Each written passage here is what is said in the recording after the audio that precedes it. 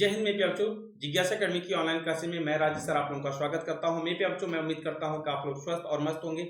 आज जो हम लोग एक नए टॉपिक के विषय में अध्ययन करने वाले हैं, ये मेरे प्यारे बच्चों आपके सभी एग्जामों के लिए बहुत ही महत्वपूर्ण है। जो एग्जाम या आप कह सकते हैं कि जिस एग्जाम में हिंदी से रिलेटेड प्रश्न पूछा जाता है, तो आजकल एक चलन हो गया है जिसमें अपठित गद्यांश आता है और उस गद्यांश को पढ़ करके आपको नीचे दिए हुए सभी प्रश्नों का उत्तर देना होता है। तो चलिए हम लोग उसी क्रम में इसका भी अध्ययन कर लेते हैं। तो चलिए यहाँ पर देखते हैं निर्देश क्या है। नीचे दिए गए अपठित गद्यांश को ध्यान पूर्वक अध्ययन कर पूछे हुए प्रश्नों का उत्तर दीजिए। तो चलिए मेरे बच्चों, आप सभी अब हमारे साथ इस अपठित गद्यांश को सबसे पहले क्या करेंगे, बहुत ही ध्यान पूर्वक पढ़ेंगे। यहाँ पर है, ब्रह्मपुत्र नदी तिब्बत की मानसरोवर झील के पूर्व तथा सिंधु एवं सतलुज के स्रोतों के काफी नजदीक से निकलती है। इसकी लंबाई सिंधु से कुछ अधिक है, परंतु इसका अधिकतर मार्ग भारत से बाहर स्थित है। यह हिमालय के समांतर पूर्व की ओर बहती है। नामचा बारवा शिखर, जो कि आपको कोष्टक में दिया गया है, 7,757 मीटर के पास पहुंचकर यह अंग्रेजी के यू अक्षर जैसा मोड़ बनाकर भारत के अरुणाचल प्रदेश में गॉर्ज के माध्यम से प्रवेश करती है। यहां इसे दिहांग के नाम से जाना जाता है तथा दिबांग लोहित, केनुला एवं दूसरी सहायक नदियां इससे मिलकर असम में ब्रह्मपुत्र का निर्माण करती हैं। तो मेरे प्यारे बच्चों, आई होप आप लोगों ने इस अपठित गद्यांश को बहुत ही ध्यान पूर्वक अध्ययन कर लिया होगा। अब मैं थोड़ा सा इसका जूम आउट कर देता हूं, जिससे आप सभी को एक साथ इस अपठित गद्यांश को देखने में आसानी हो सके और आप स्क्रीनशॉट ले सके और इससे रिलेटेड जितने भी क्वेश्चंस हैं उसका उत्तर दे सके। यहाँ पर आप लोग, चलिए आप सभी बच्चे यहाँ पर पहले प्रश्न का उत्तर देंगे। यहाँ पर पहला प्रश्न क्या है मेरे प्यारे बच्चों, बहुत ही गजब का प्रश्न है और इसका जवाब देना है कि ब्रह्मपुत्र नदी मानसरोवर झील के किधर से निकलती है। यहाँ पर पहला ऑप्शन है उत्तर, बी है दक्षिण, सी है पूर्व और डी है पश्चिम।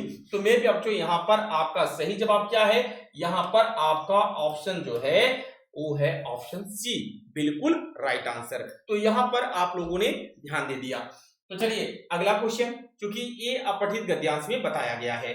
अब यहाँ पर दूसरा है, मानसरोवर झील कहाँ स्थित है। पहला ऑप्शन है भारत, बी है नेपाल, सी है पाकिस्तान और डी है तिब्बत। तो मेरे बच्चों, यहाँ पर आपका ऑप्शन डी अर्थात चौथा ऑप्शन तिब्बत यहाँ पर बिल्कुल राइट आंसर है। इस बात को ध्यान दीजिए, ये आपके आईक्यू लेवल को टेस्ट कर रहा है कि भाई जिन जिन बच्चों ने बहुत ही स्पीड के साथ इस अपठित गद्यांश, अपठित मतलब होता है जो आज तक आपने ना पढ़ा हो, ठीक है, जो आपके सिलेबस में न दिया गया हो, उससे रिलेटेड लेकिन ये चीजें तो आपको जीके जीएस से रिलेटेड है, हर चीजें तो आपको मिलती ही हैं। तो चलिए अगला क्वेश्चन, क्वेश्चन नंबर 3, नामचा बारवा शिखर के पास पहुंचकर ब्रह्मपुत्र नदी अंग्रेजी के किस अक्षर जैसी हो जाती है। मेरे प्यारे बच्चों, यहाँ पर पहला ऑप्शन है वी और बी है ओ और सी कहता है डब्ल्यू और डी कहता है वाई। तो मेरे प्यारे बच्चों, यहाँ पर इनमें से कोई नहीं, यहाँ पर क्या होना चाहिए, तो आपका होना चाहिए यू आकार। किस आकार में, तो भैया यहाँ पर इनमें से कोई नहीं, यहाँ पर आपका ऑप्शन हमने ई बना दिया, यहाँ पर क्या हो जाएगा, यू आकार, ठीक है। तो आपका ऑप्शन यहाँ पर ई बिल्कुल राइट आंसर हो जाएगा। अगले क्वेश्चन की ओर चलेंगे, क्वेश्चन नंबर 4। क्वेश्चन नंबर 4 क्या है, अरुणाचल प्रदेश में ब्रह्मपुत्र नदी को किस नाम से जाना जाता है। पहला ऑप्शन है दिहांग, बी है बिहांग, सी है लहांग और डी है किहांग। तो मेरे प्यारे बच्चों, यहाँ पर कौन सा ऑप्शन सही है, यहाँ पर आपका ऑप्शन दिहांग बिल्कुल राइट आंसर है। क्लियर है। तो चलिए क्वेश्चन नंबर 5 की ओर चलते हैं।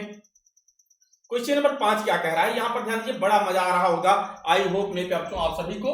तो चलिए, ब्रह्मपुत्र का निर्माण कहाँ होता है। पहला ऑप्शन है अरुणाचल प्रदेश, बी है तमिलनाडु, सी है असम और डी है दिल्ली। तो मेरे प्यारे बच्चों, यहाँ पर आपका राइट आंसर क्या है, यह आपको बताना है। यहाँ पर आपका ऑप्शन सी अर्थात असम यहाँ पर बिल्कुल करेक्ट ऑप्शन है। तो चलिए ऐसे ही हम लोग दूसरे गद्यांश को भी देख लेते हैं कि दूसरा अपठित गद्यांश क्या कह रहा है। यहाँ पर निर्देश सेम है, नीचे दिए गए अपठित गद्यांश को ध्यानपूर्वक अध्ययन कर पूछे हुए प्रश्नों का उत्तर दीजिए। यहाँ पर ध्यान दीजिए, गद्यांश नंबर 2 क्या कह रहा है? मीठे पानी की अधिकांश झीलें हिमाचल क्षेत्र में हैं। ये मुख्यतः हिमानी द्वारा बनी हैं। दूसरे शब्दों में ये तब बनी जब हिमानियों ने या कोई द्रोणी गहरी बनाई जो बाद में हिम पिघलने से भर गई, या किसी क्षेत्र में शिलाओं अथवा मिट्टी से हिमानी मार्ग बांध गए। इसके विपरीत जम्मू तथा कश्मीर की बुलर झील भूगर्भीय क्रियाओं से बनी है। यह भारत की सबसे बड़ी मीठे पानी वाली प्राकृतिक झील है। डल झील भी मताल, नैनीताल, लोकताक तथा बड़ा पानी कुछ अन्य महत्वपूर्ण मीठे पानी की झीलें हैं। अब यहाँ पर भी बच्चों आप लोगों का जो है, हम यहाँ से थोड़ा सा ये जो है आपका जूम आउट कर देते हैं। यहाँ पर ये अपठित गद्यांश जो है ये आप लोगों के स्क्रीन पर शो कर रहा है, डिजिटल बोर्ड पे दिख रहा है। अब आप लोग इसका स्क्रीनशॉट ले लेंगे और इससे रिलेटेड जो है जो महत्वपूर्ण प्रश्न पूछे जाएंगे उसका जो है आपको सही जवाब देना है। तभी आप भी ये क्लियर कर सकते हैं कि आपका आईक्यू जो है किस लेवल का है। क्या आपने एक बार अपठित गद्यांश को पढ़ करके याद कर लिया? क्या इससे संबंधित जितने भी प्रश्न पूछे जाएंगे आप उसका जवाब दे लेते हैं? तो मेरे बच्चों यही होता है जो कि एग्जामिनर आपको चेक करता है कि भाई स्टूडेंट्स किस आईक्यू के हैं। तो चलिए यहाँ पर अब हम इससे रिलेटेड सभी प्रश्नों का उत्तर देंगे। क्वेश्चन नंबर 6, मीठे पानी की अधिकांश झीलें कहां से निकलती हैं? पहला ऑप्शन है नैनीताल, बी है हिमालय, सी है भूगर्भीय और डी है कश्मीर। तो मेरे बच्चों यहाँ पर कौन सा ऑप्शन सही हो जाएगा?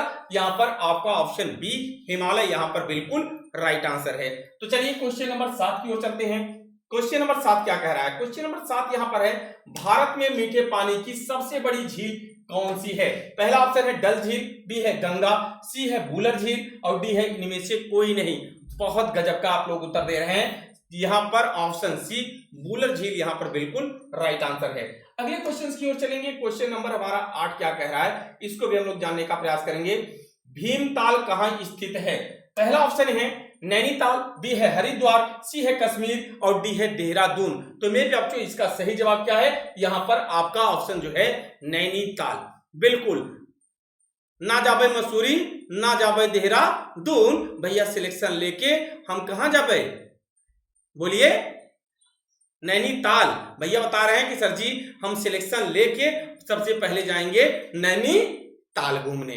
चलिए भैया, तालों में ताल नैनीताल ना, और आगे सिलेक्शन पाके जावे झुमरी तलैया। तो चलिए भैया आगे की ओर चलते हैं। अगला क्वेश्चन, क्वेश्चन नंबर 9 क्या कह रहा है?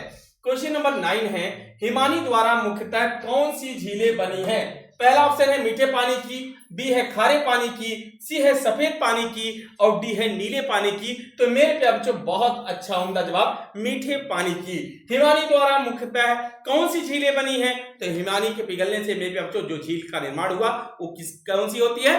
मीठे पानी की। अरे लल्ला लाल हुई है, बिल्कुल करिया हुई है, लेकिन जब करिया हुई है तब आगे फेयर एंड हैंडसम हुई है। तो चलिए भैया अगला क्वेश्चन, क्वेश्चन नंबर 10, लोकताक तथा बड़ा पानी झीलें कैसे पानी की हैं?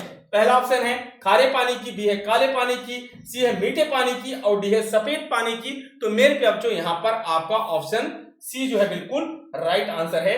ये थी मेरे प्यारे बच्चों आपके 2 अपठित गद्यांश जो अभी हमने थोड़ा सा इजी अपठित गद्यांश दिया है।